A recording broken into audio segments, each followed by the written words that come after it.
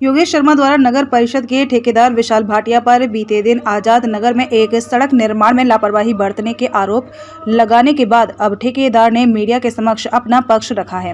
ठेकेदार विशाल भाटिया का कहना है कि सड़क निर्माण कार्य में कोई लापरवाही नहीं बरती गई है। टेंडर में निर्धारित नियमों और शर्तों के अनुसार ही उक्त सड़क का निर्माण कार्य किया गया है। सड़क की समयावधि के अनुसार जो भी कमी आएगी उसे ठीक करने की जिम्मेदारी हमारी होगी। उनके फर्म के रजिस्ट्रेशन को लेकर योगेश द्वारा लगाए गए आरोपों के संदर्भ में उन्होंने दस्तावेजों को दिखाते हुए कहा कि उनकी फर्म रजिस्टर्ड फर्म है, बाकायदा उसका जीएसटी नंबर भी है और बिना रजिस्ट्रेशन और जीएसटी नंबर के वे ऑनलाइन टेंडर भर ही नहीं सकते। साथ ही उन्होंने अन्य दस्तावेज दिखाते हुए कहा कि जो जमीन उन्होंने जेई के साथ खरीदी थी उसकी जानकारी उक्त जेई द्वारा संबंधित विभाग को पहले ही दे दी गई थी। आप खुद ही सुनिए ठेकेदार विशाल भाटिया ने क्या कहा। ऐसे दिखा रहे हो, ठीक है सर, चले जी, पूछो आप जी।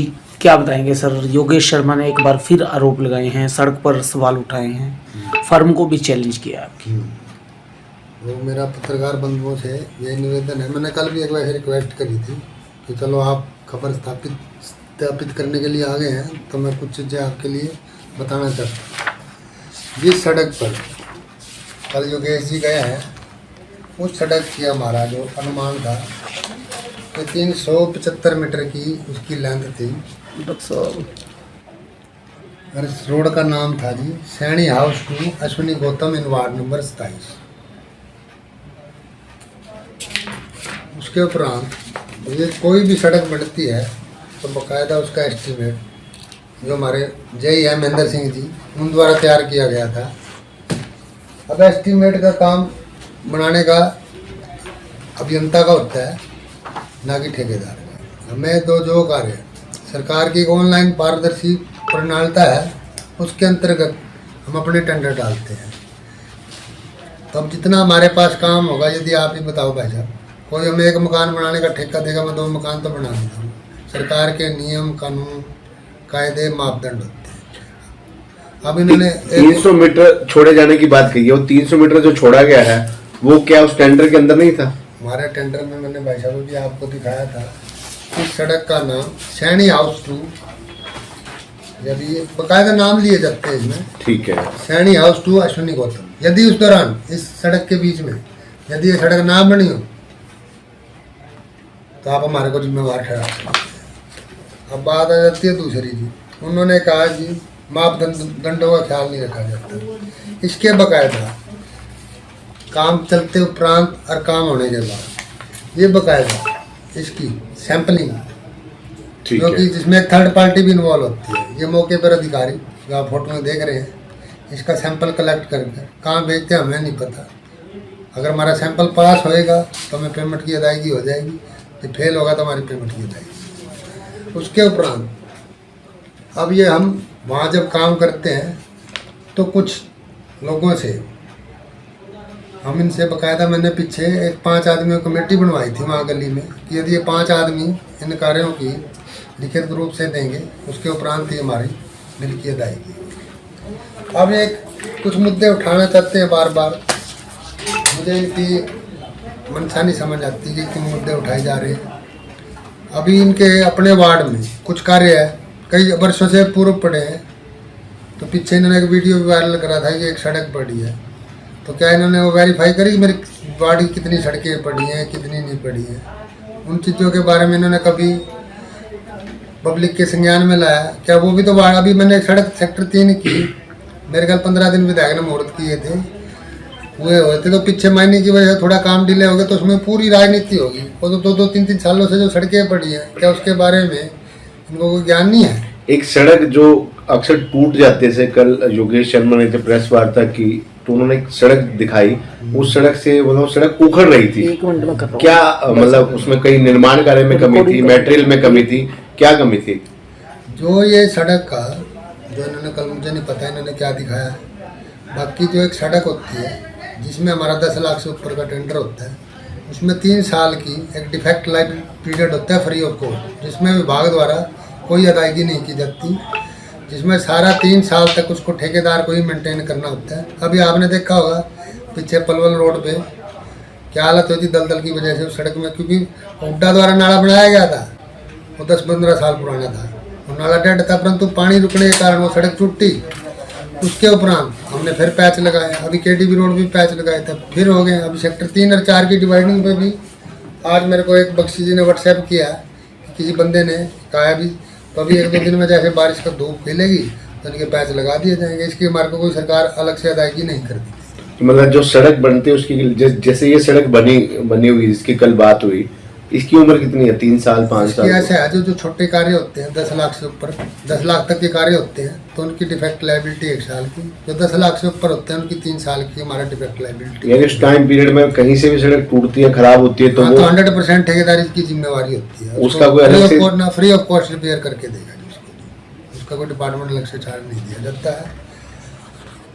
आपकी पुरानी फर्म है, काफी टाइम से आप काम कर रहे हो, बड़े छोटे काम लेते रहे हो। योगेश शर्मा ने सीधा सीधा चैलेंज किया है कि आपकी सोसाइटी जो है अनरजिस्टर्ड है। तो उसके बारे में आपको ये बताना चाहता हूँ, ये जो मेरी सोसाइटी है ये सन 2006 से रजिस्टर्ड एक सोसाइटी है, अग्रसेन कोऑपरेटिव के नाम से है, जिसका मैं आपको ये हमारे AR साहब ने 2006 की हमारी ये रजिस्टर्ड सोसाइटी है। और बाकायदा इसका हर साल ये पिछले 3 सालों का 19, 20, 22 और 21, 23 का ये हर साल हमारी ऑडिट, हम लाखों रुपया ऑडिट फीस भी देते हैं। जो हमारा टैक्स होता है सोसाइटी का 1% जो गवर्नमेंट सोसाइटी को जो हमारे टेंडरों में से कटता है वो सोसाइटी को जमा होता है, और हर साल इसकी हम ऑडिट फीस बाकायदा ऑडिट कराया जाता है। ये सोसाइटी का हमारा एक GST नंबर है। आजकल बिना GST के कोई फर्म नहीं चल सकती। ये हमारा पैन कार्ड है, ये भी आप देख सकते हैं 25/10/2006 का हमारा इनकम टैक्स का पैन कार्ड। अब रहेगी इनके बाद आरोपों की, तो ये पता नहीं किन विषयों में कैसे आरोप लगाते हैं। तो और ये मेरी निजी इतनी जानकारियाँ चाहे सोसाइटी की हैं, चाहे मेरे रजिस्ट्री की हैं, चाहे मेरे वो 60 लाख रुपये की निजी, इनको इतनी निजी जानकारियाँ इतनी प्राप्त कहाँ से हो रही हैं। तो ये तो एक निजी मामला होता है, इसके बारे में मैं जल्दी एक कानूनी कार्रवाई करने जा रहा हूँ। अभी इन्होंने कल एक बोला जी हमारे को कि ये कोई भी गवर्नमेंट एम्प्लॉय यदि कोई अपना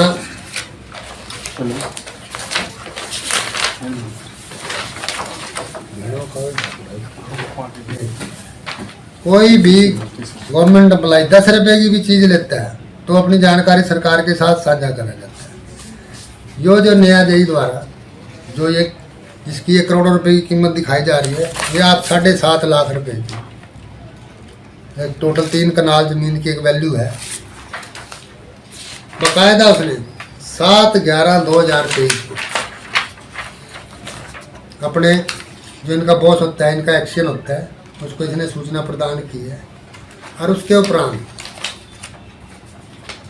जिला नगर आयुक्त जो हमारे DMC होते हैं, एक एक्शन अगर कोई रूल खिलाफ बना होता तो उस फाइल को रिजेक्ट करते, परंतु उन्होंने डायरेक्टर को इंटीमेशन देने का काम होता है। और गवर्नमेंट की जो भी गवर्नमेंट एम्प्लॉय द्वारा कोई भी प्रॉपर्टी ली जाती है तो उसके पीछे बकायदा उसको हर साल अपनी प्रॉपर्टी की रिटर्न भरनी पड़ती है। वो कोई भी कागज़ छुपा नहीं सकता। आज की डेट में मैंने परसों भी आपको बोला था कि आजकल पैन कार्ड के साथ आपके आधार के साथ हर चीज़ जुड़ी हुई है, हर चीज़ पारदर्शी सिस्टम के साथ चली हुई है। बाकी योगेश जी ऐसा क्या लग रहा है, मुझे कहीं लगता है अब योगेश जी ने कहा था अगर ये सब सबूत कोई कागज़ दिखा दें तो मैं सार्वजनिक चौंक से सार्वजनिक मंच से माफ़ी मांगता हूँ। तो हमारे लिए तो मैंने तो इसको बोला था कि आप मेरे को चाचा बोलता था, मेरा कोई इससे निजी वैर नहीं है, परंतु इसके पीछे मुझे कुछ और भेड़िए हैं, जल्दी हम उनके भी उजागर करेंगे। परंतु मैं योगेश से प्रार्थना करता हूँ बजाय किसी के मोरा बनने के अपनी अच्छी साफ सुथरी राजनीति कर। और जब मुझे फर्स्ट टाइम मिला था तो मुझे इसका बोल वाणी बहुत अच्छा लगा कि ये बहुत अच्छा जाएगा, बट ये ऐसी अच्छी अनुवांशित हरकतें करके अपने आप को क्या साबित करना चाहता है मुझे समझ नहीं। धन्यवाद।